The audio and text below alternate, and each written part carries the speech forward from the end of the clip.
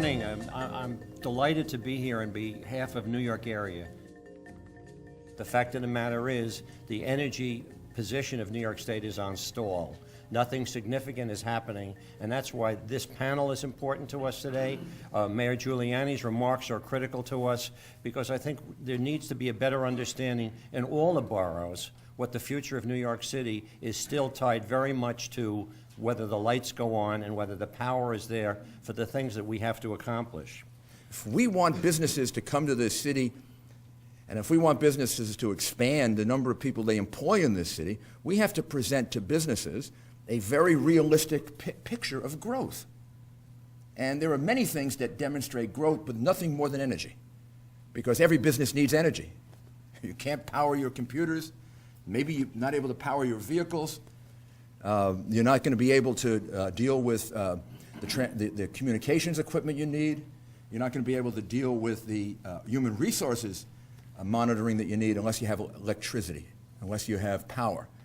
And if you don't present a picture of expanding power, you're telling everyone who's realistic about business, everyone who makes hard-headed decisions, this is not a place to come because it's not a place to grow, because if you are not growing, you're declining, and finally, your costs are going up.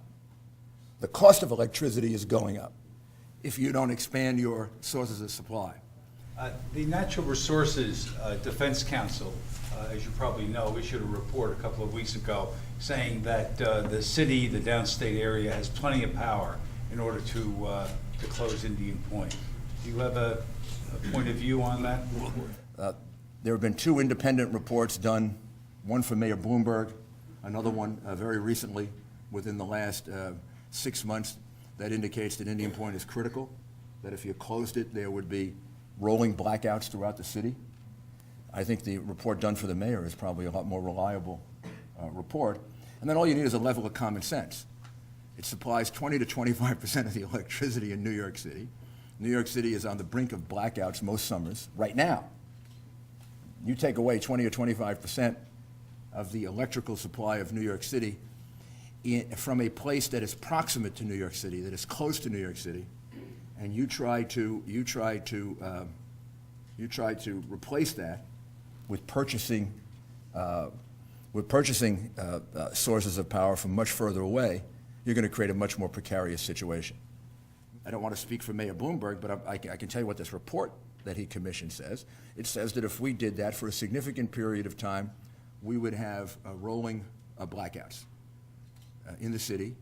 And there's no question that the cost of electricity would there's no question that the cost of electricity would skyrocket.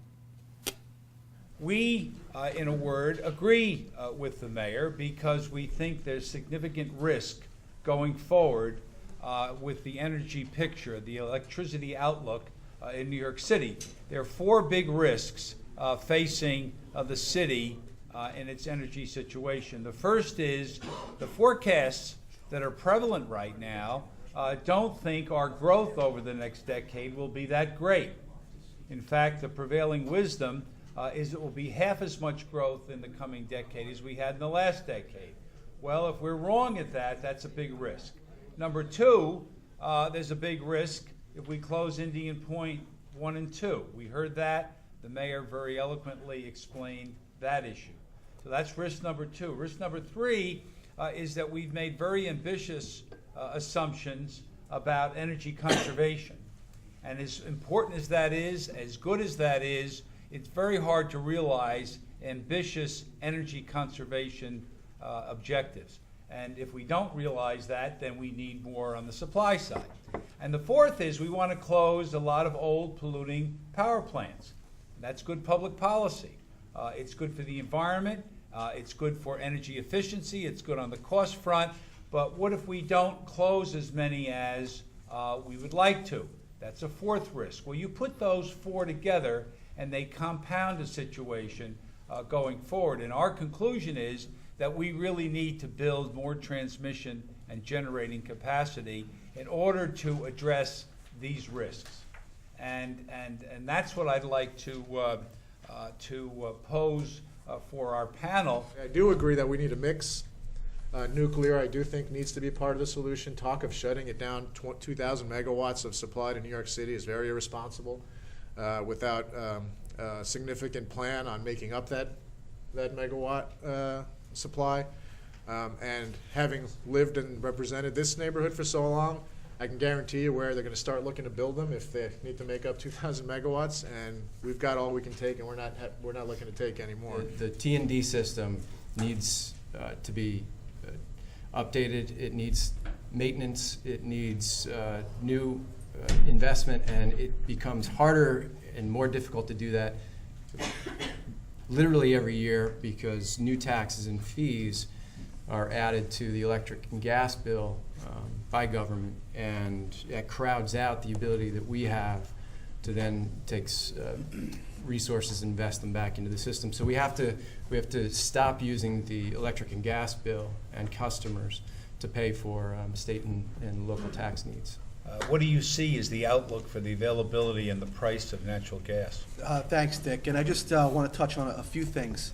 We currently have 4 projects on the board that are going to commence next year that are going to put approximately $500 million into our gas infrastructure. And it's really to provide 3 things: safe, reliable energy, and to support future growth. So we understand that infrastructure is important. We understand that the supply needs to be there. If I could just back up 1 second, I know we want to be short and quick, but I think as consumers of energy, we need to take charge of what we do as homeowners and business owners. There are hundreds of millions of dollars floating out there regarding energy efficiency programs. The next 4 years, National Grid's going to pump in over $80 million into energy efficiency for Long Island and New York City. These programs are real. It's an opportunity, again, for homeowners and business owners to take charge of your energy usage. What's your experience been in building and planning facilities for New York City? Building and planning facilities take quite a bit of time. Our facility, and we own 2 facilities in New York City, one in Queens and one in Staten Island. And our facility in Queens, it's been an active redevelopment for now about 5 years. And so the 5 years does not include the construction time frame. So what it takes to build a new facility is anywhere from 5 to 10 years. In New York City, you're going to see at the longer end of that spectrum. So when we talk about planning and things like that, you really need to be actively planning for any system needs about a decade out to be realistic. Just your permitting in New York City is difficult, but it's fair. We work very closely with the community as we were permitting our facility and things like that. So the permitting is really the longest part of your timeline. Construction of a facility from the time you break ground until the time it's operational is about 3 years. So if you figure at the low end of the spectrum it's only going to take 5 years, you really need to have a 5-year view. And if you look at the NYSO report that was cited in your study, they were saying 2019 timeframe is when we're going to have a needs. Well, we're here in 2011, almost 2012. So you really need to be thinking about what facilities you want online to be able to meet the needs in 2019, 2021. Let's ask our panel to give us their views on what should be done with the Indian Point relicensing. Starting in 2013, one plant is up for license renewal with the federal government, and 2015 for the other. The options are not as simple as up or down. Relicensing is usually 20 years, but there might be some modification of that, and it may be that the plants could even be expanded. So should the plants be expanded, left alone for 20 years, and relicensed, phased out under some kind of agreement, or closed abruptly? Why don't we start with our elected official and ask Mike Gianaris his view. Relicense it. Relicensing in both cases without any conditions. Right. Good. Patrick? What I always say is if they shut down Indian Point, you just build another nuclear reactor. Would be the logical thing to do, and so why shut it down? Because if it is relicensed for 20 years, it should run for another 20 years instead of having to spend all the money on building a new one. Because the other alternative is more fossil fuel, which is just completely backwards from what everybody in the world is doing, and our efforts to get the air cleaner and reduce greenhouse gas emissions would be set backwards by a great deal if we replaced Indian Point with fossil fuels, which is the only real alternative. Kevin? Well, we've stayed away from saying, yes, keep it open, or closing it. We're leaving that up to the policymakers that oversee the siting of generation. But we have been on record in Senate testimony. State Senate held a hearing last spring, and other places, in saying, if you do close it without having the proper resources in place, there's going to be price increases, CO2 emissions are going to go up, reliability is going to be compromised.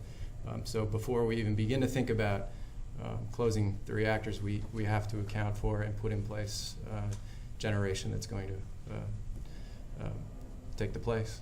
So you're looking at a nuclear facility which has pretty much a low risk but high yield scenario, right? The risk of something catastrophic happening is low, but if it does happen, the consequences are really bad.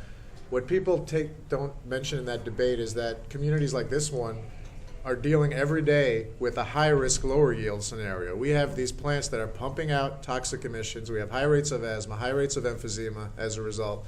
And this goes to Patrick's point about talking about replacing a nuclear facility with a fossil fuel facility is nuts. And there are health consequences that develop over a longer period of time and are not as dramatic as when there are nuclear problems, but they are just as consequential to people's health. The Environmental Protection Agency did a study as to what we would need to do with all the different sources of power we have looking forward to 2050 if we actually want to reduce fossil fuel consumption by the amount that the President says we should. 150 nuclear plants would have to be part of that plan, along with all the other things. It's not just nuclear, but there need to be included in that mix 150 nuclear plants to replace the existing ones that will go offline and to add enough new nuclear power to take out a good chunk of the fossil fuel, mainly coal, that we're using to produce electricity now. So that's the challenge. But we could do it, because if we had kept building nuclear at the same rate we were in the 70s and 80s in this country, which was about 40 to 50 per decade, there would be more than double the nuclear power in the States today. It would be 50% of the electricity instead of 20, and coal would be 20 instead of 50. Exact opposite of what it is. So one of the reasons I'm so fervent about this as an environmentalist is I made that same mistake back in the 70s and 80s of lumping nuclear energy in with weapons as if everything that had radiation was evil. If it hadn't been for the environmental movement, there'd be a lot less coal plants in this country today and a lot more clean, efficient, and reliable nuclear plants.